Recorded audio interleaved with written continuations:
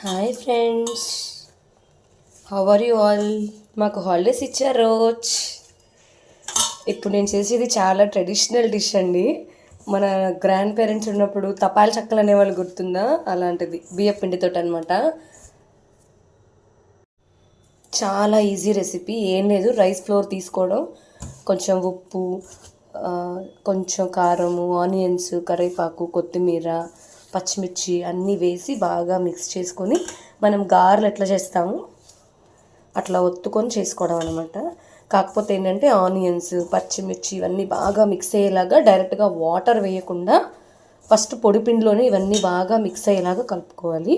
పొడిపిండిలో బాగా మిక్స్ అయ్యేలాగా కలుపుకున్న తర్వాత కొంచెం కొంచెం వాటర్ వేసుకొని మనం గారె ఎట్లా చేసుకుంటామో అట్లా చేసుకొని వేసుకోవాలన్నమాట. చాలా బాగుండేది.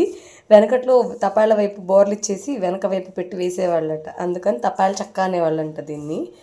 సో ఏమీ లేనప్పుడు, బోరు కొట్టినప్పుడు కొంచెం తినడానికి ఈజీగా అయిపోతుంది అనమాట. సో ఇందాక పొడిపిండి మొత్తం కలుపుకున్నాం కదా, ఇప్పుడు వాటర్ వేసుకొని దాన్ని ఇలా గట్టిగా చేసుకోవాలి. ఇలా ముద్దలాగా అయ్యేలాగా చేసుకోవాలి.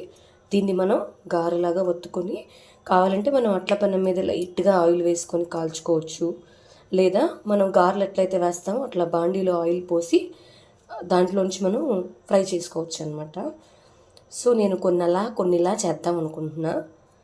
ఏది బాగుందో చూద్దాం, ఓకేనా? సో ఫస్ట్ స్టవ్ వెలిగించుకొని కడాయి పెట్టేసుకొని ఆయిల్ వేసుకోవాలి. ఆయిల్ మొత్తం బాగా కాగే వరకు ఉంచుకోవాలి. ఆయిల్ బాగా వేడైన తర్వాత వేయాలన్నమాట.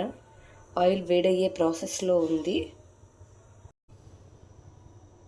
ఎస్, నూనె ఆవిరి వచ్చేస్తుందండి. ఇదిగోండి, ఇలా ఒక్కొక్కటి చేసుకొని ఇలా ఆయిల్లో వేసుకోవాలి.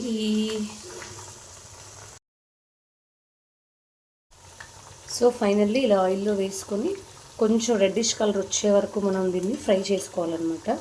కొంచెం రెడ్డిష్ కలర్ వచ్చే వరకు ఉంచితే బాగా కరకరలాడుతూ వస్తాయి అన్నమాట.